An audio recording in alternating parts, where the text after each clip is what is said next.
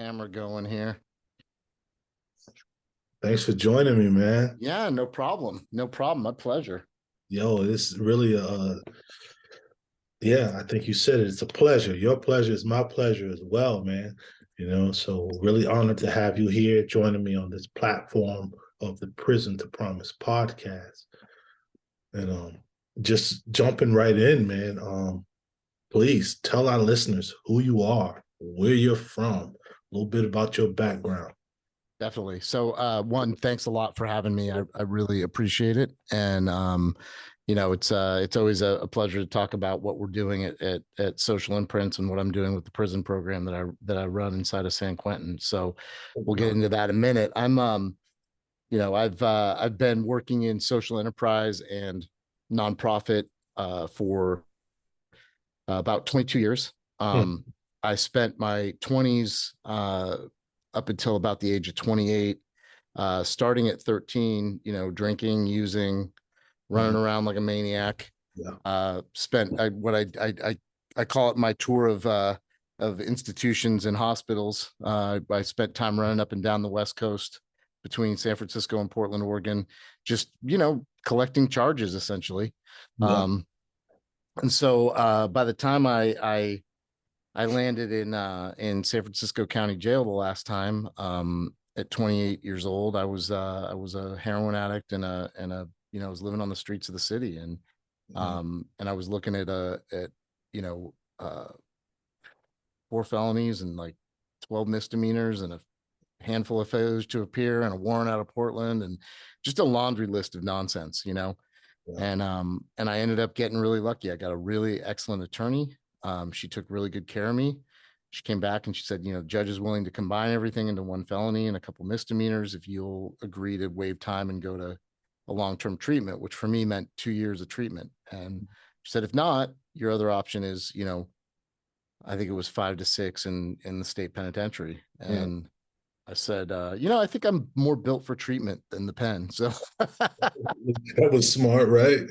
yeah. And I was ready. So I went to a long-term treatment facility, very different than it was, 24 years ago. Things were a bit different. We were still in the therapeutic community phase of treatment, and harm reduction was just being introduced. There wasn't a lot of it yet. It wasn't a modality that was really people were buying into yet. A lot of shame-based treatment back in those days. Yeah. And I will say that I think I probably re-traumatized myself a bit, going through that. There was a lot of yelling and a lot of groups and a lot of what they called the pond, which was essentially, Synanon's game modified for, Walden House, but totally the same thing. And so but I made it through. I was one of the few people that really bought into like going to outside meetings and getting a strong support group. And I really just didn't want to return to what I was doing. And that was one of the questions, like what made you do that? But you just hit it on the nail. You didn't want to return. Yeah. So, well, my last little stint in county jail, the first part of it was spent at a place that's now been demolished because it was really, no one should have been living there. It was the Tiers in San Bruno, which at the time the building was on the verge of being condemned. Like, I don't think I even had a window in my cell. It was just broken out, one of those little tiny strip windows. The old like metal bunks with, paper thin mattresses. And I was kicking probably 1.5 grams of heroin habit at that point. So it was not a fun place to be with the Pacific Coast fog rolling in. I was freezing my ass off at night and then sweating all day long. Yeah, I once heard somebody say, the coldest winter they spent was a summer in San Francisco. That's absolutely true. So I just kind of I leaned in, man. I had an opportunity to make some changes in my life. I got back in contact with my family, and I just really bought in on all aspects of trying to do this thing. And so it led me to my first job, and with a criminal record, as you probably are well aware, especially 24 years ago, that wasn't the funnest time to try to find work, even in California. Right. Anywhere. And so what was your first job? So I worked at I got hired as the administrative assistant at a nonprofit enterprise called Ashbury Images. And at the time they were hiring people like me who were formerly, pretty heavy into substance use, had records, or were homeless. And so I was like, okay. And I had run bakeries and stuff before, so I understood production, but the screen printing thing really spoke to me. Like I got it. I really got it like right away. And so I started like helping the guys out in the shop. I started learning how to train people how to print.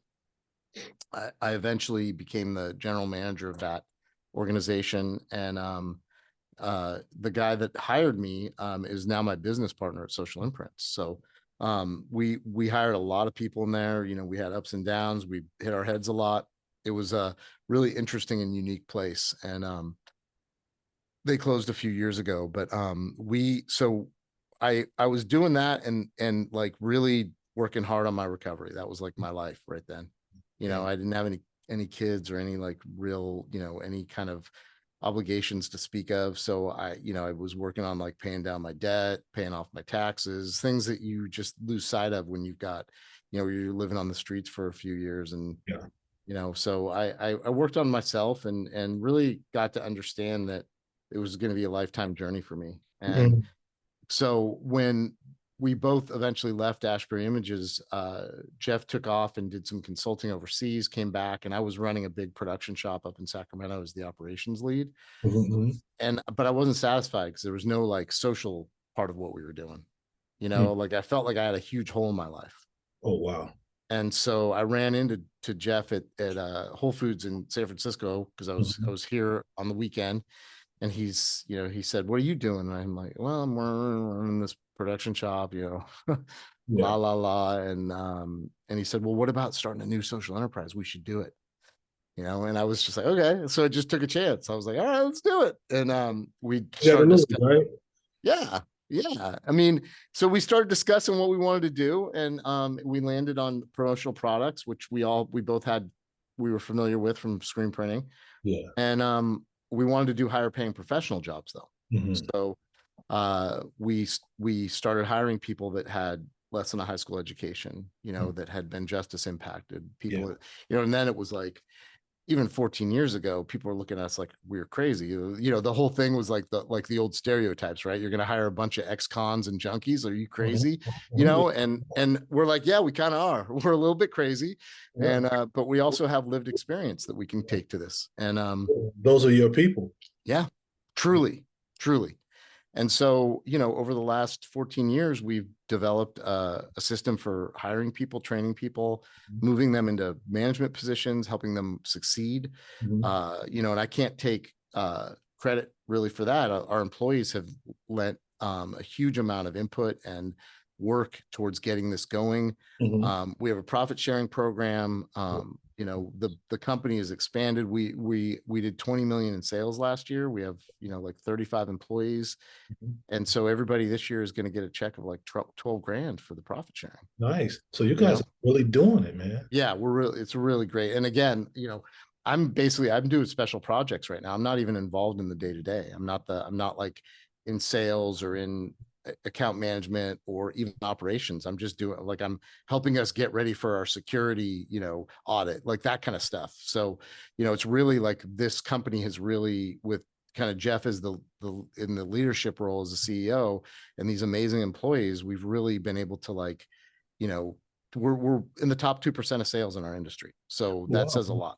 That's awesome. And think, you know, I'm really blown away, but not really. Maybe other people who might hear this might be blown away, because I'm thinking about, here's this guy who was strung out, homeless, you know, and for most folks who are strung out and homeless, there's really, people lose hope for them, and they lose hope for themselves. And to think you come from there to where you are now. One of the things I'm also thinking about is what was going on for you prior to your addiction, prior to your homelessness? I'm thinking, you know, maybe someone had invested in you up to that point, or was there for sure trauma? Yeah, I mean, I come from my family's pretty close. There was a lot of drinking, and you know, my dad, huge Irish Catholic family, like 7 brothers and sisters. My mom was from the East Coast. She grew up in Maryland, and her family immigrated from Sicily. So my great grandparents are immigrants, and they lived in Brooklyn. They live in Flatbush, Yeah. So came through Ellis Island, the whole thing, man. I got the paperwork and everything. It's pretty amazing. Yeah, But they you know, he was my great grandfather was a barber. They all worked really hard. They were, you know, they like they were all working class, my whole family. And mhm. the big thing though was like family dinners on Sunday in Brooklyn, right? Everybody Right, came to family dinner. So right. they had that kind of underlying current, but there was like this, you know, this part of it where there's a lot of heavy drinking, alcoholism. I've got, you know, it's like I've joked about going to my family reunions on my dad's side because I'm like, it's either cops or criminals.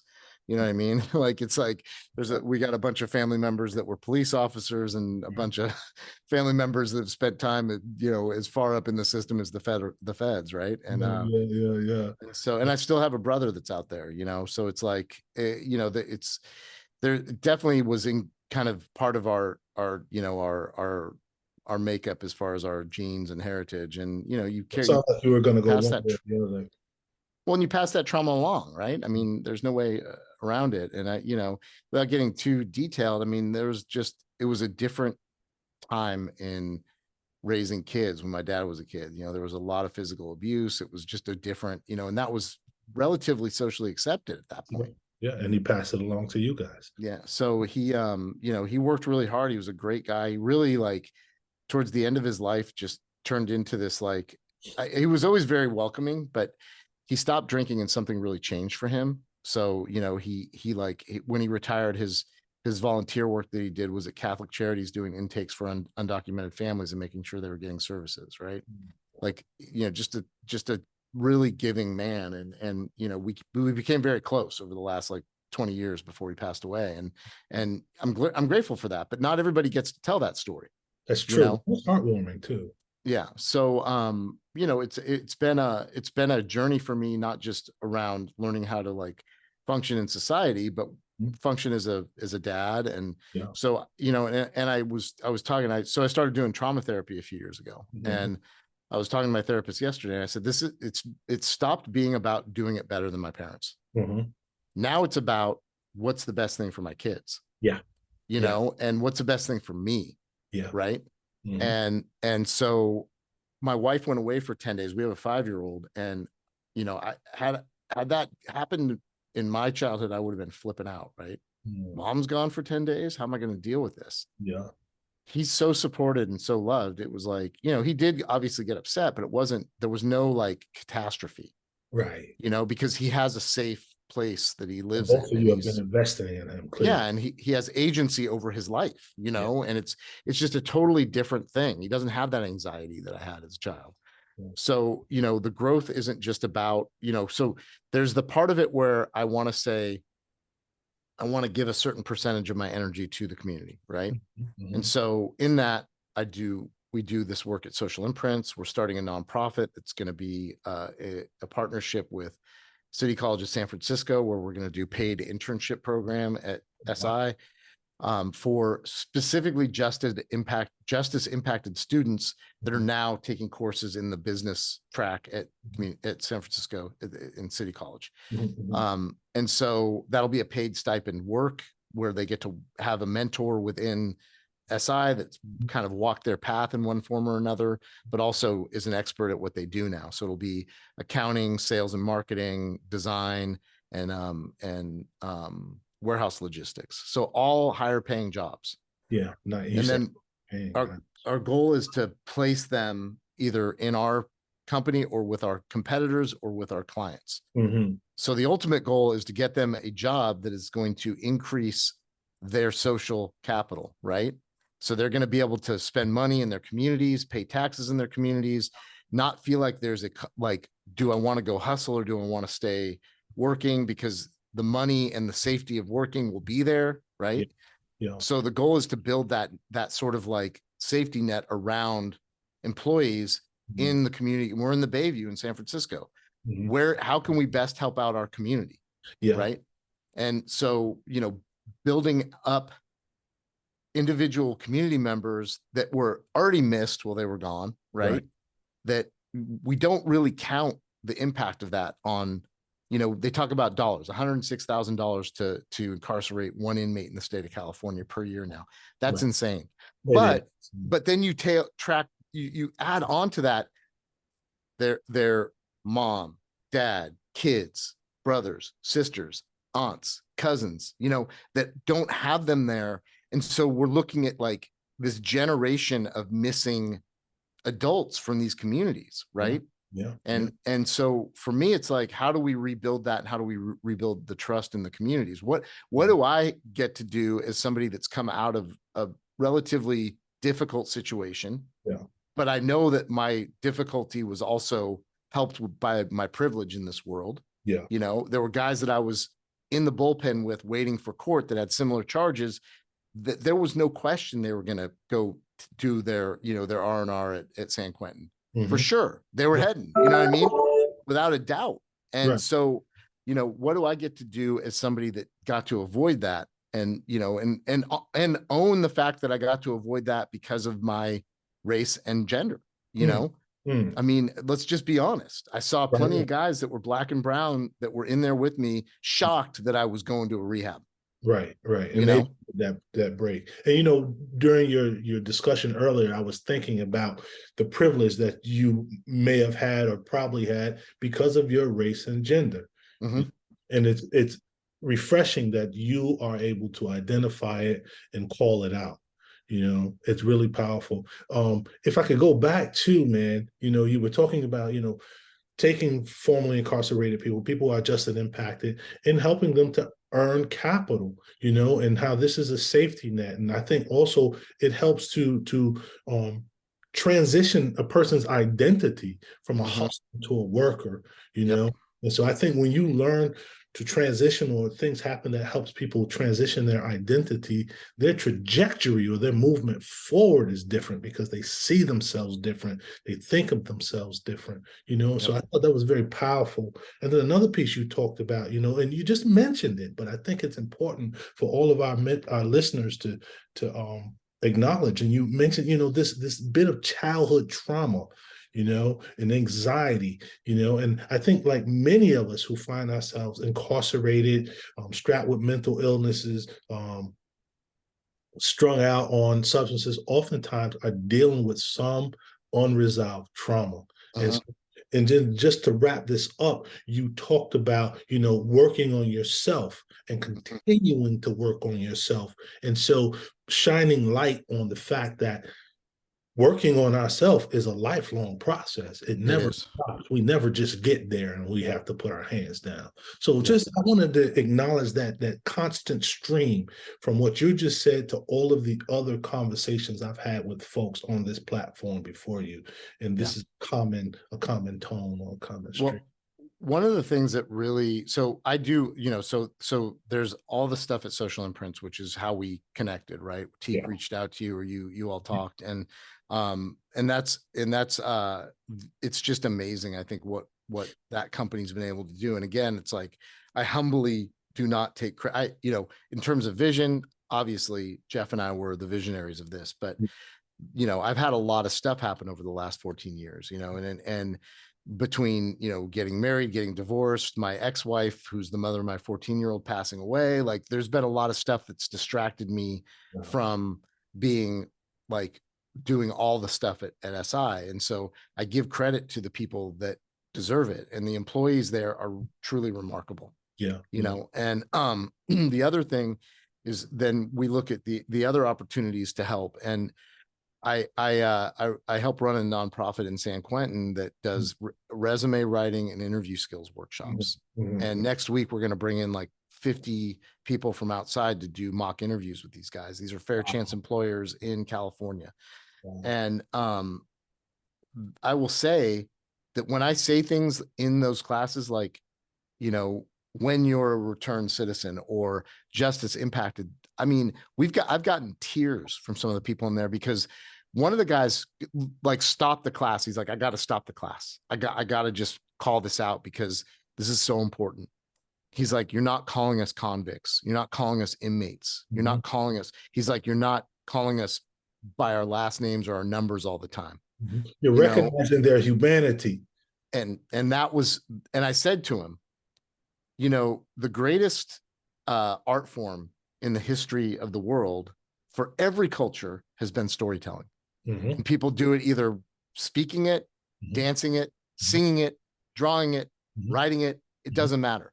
But Mhm. ultimately, how we connect with one another is that we have things in common. That's the shortest distance between us. Yeah. And so I said, when I use terms like inmate or convict or, whatever, like even ex-con, right? Mm-hmm. That still attaches you to that identity. Mm-hmm. When I Yes. use the word citizen, that puts us on the same level. Yes, sir. So it doesn't matter what your past is. The question I always ask people, and when we do the practice on how to talk about your history, Mm-hmm. some of the guys go, I was a bad guy when I was younger. I did bad things, and I'll stop them because we practice in front of everybody. Mm-hmm. And I say, you're not a bad person. You weren't ever a bad person. Mm-hmm. You didn't do bad things. Mm-hmm. You made mistakes. Right. You were human. Yeah. You were the sum of what you were raised in, Mm-hmm. not necessarily who you are. Right. Because none of us are born bad. And I said, it's amazing the power of changing how you refer to yourself, Mm-hmm. because I can do this all day long. I can, you're a soon to be returned citizen, Right. you're a prisoner, not an inmate, right? I can do this with you guys all day long, but it doesn't matter what I do. Mm-hmm. When you start internalizing it, that's when the change happens. Change And your so, identity. but it is my responsibility, since I know Mm-hmm. to demonstrate that language and that behavior. Absolutely. And my biggest lesson has come from, I do a podcast called Death by Incarceration with a gentleman by the name of Suave Gonzalez. Mm-hmm. He's a former juvenile lifer from the state of Pennsylvania. Oh, wow. He is now the director of the I Am More program at Community College of Pennsylvania. Oh, wow. He got 2 bachelor's degrees from Villanova when he did not even think he was getting out of prison. Mm-hmm. And due to Miller and Montgomery decisions, he got resentenced. Mm-hmm. So his story was released in 2021 on PRX and Futuro Media, and they won the Pulitzer Prize last year. Oh, wow. That's for the story of his life. And I'll introduce you guys, because I think you should come on the show. I think you two would have a lot to talk about. Yeah, man, I'd love to, man. Yeah, but he's constantly challenging me in different ways, because, and I talk to him every single day. He's my best friend. Like we're constantly texting and calling each other. And he's just like, he's so real about everything and so raw, and he'll even call out like other guys that have come home where he's like, I can get you this job, and they start complaining about this and that. And he's like, before you complain, why don't you ask for help? Yeah. Like this is old behavior, right? You're going to complain yourself right out of what could be a career for you. Absolutely. You're going to complain yourself out of asking me, hey, can you buy me a couple of new pairs of pants? Because I don't have the money yet to do that. I'll pay you back when I start working. Hey, he's like, and he picks people up that don't have families and takes them shopping when they get out. That's one of his things that he does. And I shouldn't be saying it because he doesn't tell anyone about it. It's like his little secret thing. But that's like when you've had that experience, to have somebody waiting for you when you get out to do something that kind. It's powerful. Life-changing. Yeah, man. Life-changing. He's like, I had a lot of resources when I got out. I had family. I had, people I was working with. I had all that stuff. But a lot of these guys don't have anybody. Their families passed away while they're in prison. Yeah. Or their families are not in a position. So they don't want to talk to them. Yeah.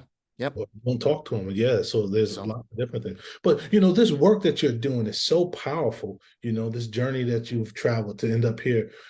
It makes me wonder, why aren't resources in our communities that do this? Well, why so isn't the government investing in this? They are. So the thing is people often don't know about all the grants that are out there or the organizations that have already benefited from them. So one of the things I'm working on right now is a resource list for the guys that come through our class in San Quentin.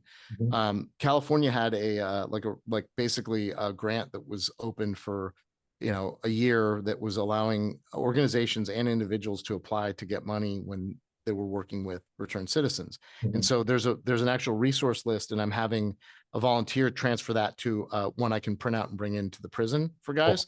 Awesome. But there's a ton of organizations. The problem is there's no central location to find this information. Everybody, like, I know, and I've seen this a lot, especially with men, because I mostly work with men. I'm like an old school 12-step guy where men with the men, women with the women. Yeah, And yeah, it has nothing to do with caring about women in prison, because we've done a whole season on that and yeah. it's important. But I don't want there to be any boundary crossing, right? This is who I'm with. Like, I'm helping guys out because I was a man who needed help, right? And Men need women. yeah. And so I tell the guys, here's all the resources, but the problem is there's no central place to find it. So that's one of the things that I've been talking to this company that has a text app that does that, and trying to get that on the list of resources, because then you just type in your name and your zip code and say return citizen, and it sends you like where you need to go. Nice. So yeah. So the problem isn't that it's not there. It's more that it's hard to access because there's no central location.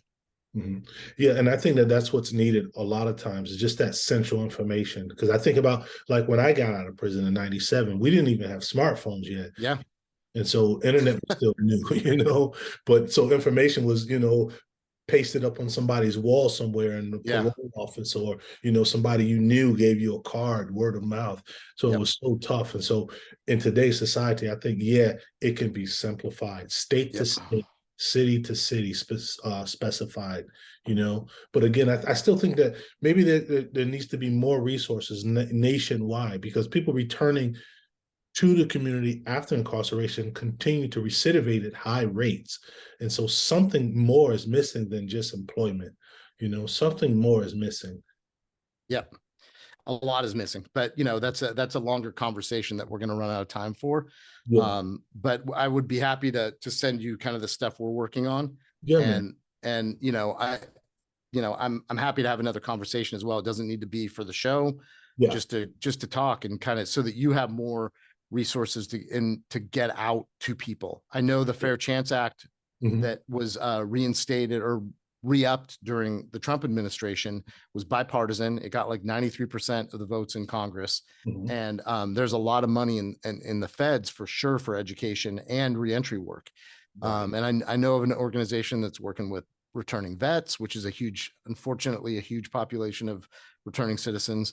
And I just don't understand that. We ask these men and women to do the hard work for us, and then we don't give them what they need when they get out, or we do, but they don't know where to find it. You know what I mean? Again, that central location. Yeah. So there's a lot of opportunity to really help people, and do it almost passively, right? Where you're not the frontline person, but you're like, here's the list. Yeah. Here's who you need to call. You're in California, here's who you need to call. You're in Pennsylvania, here's who you need to call. You're in New York, here's who you need to call. And we're seeing more and more technology coming into prisons. The last mile is really expanding, which is a coding training. And now they do audio video training. In their first audio video lab is in San Quentin, but they're in 5 states. Right. They just announced Massachusetts. They just announced Illinois. They're really growing. And this kind of training can also help change generations. Yes. Family generations, is what well, I'm if you about.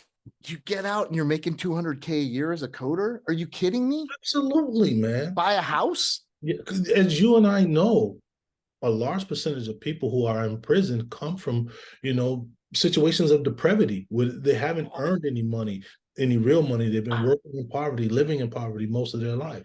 I think the last stat I saw was like clipping 80%, like the income level. I think it was like 75 or 80. But the other thing is that it's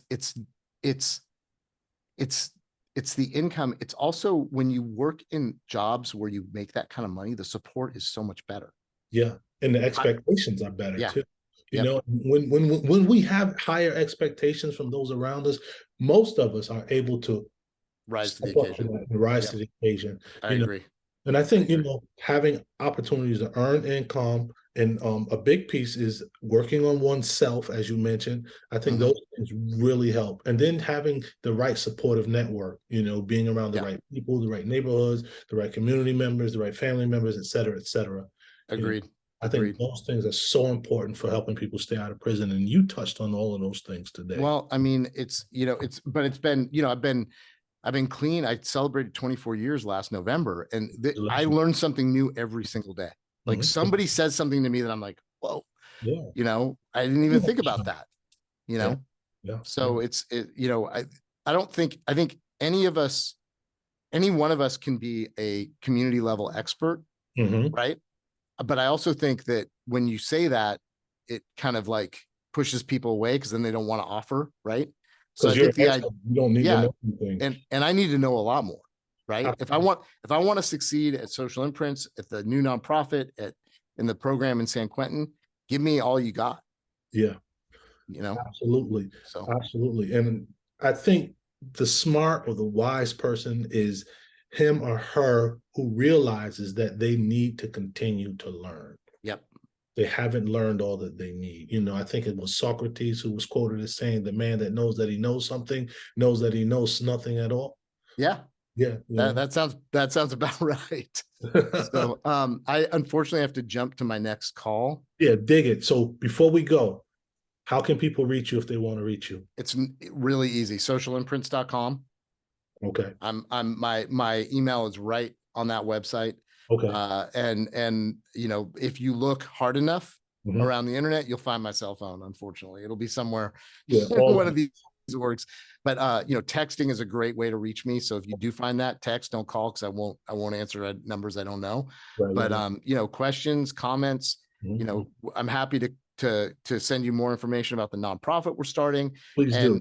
And really, you know, talk more about what we can do to help our fellow, you know, our fellow citizens, our fellow human beings, our fellow pathwalkers in this insane world. Yes, sir. I love that. And You know, finally, before you go, if you could sum up your journey from the time of as far back as you can remember to right now, what would that be captured in the title, maybe, or a phrase? single word: grace. Oh, Grace. Who's Grace? Whatever you believe in, the universe, you know.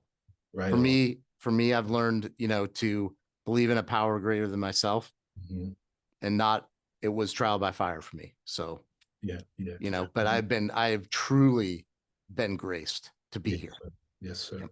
Yeah. Yes. Kevin, it's been a pleasure. I'm going to follow up. I'm looking forward to hearing back from you, and we'll get it in down the line. Craig, thanks so much. And I love the Brooklyn sweatshirt. Thank you, brother. Take Please. care. Yeah. Later. Bye.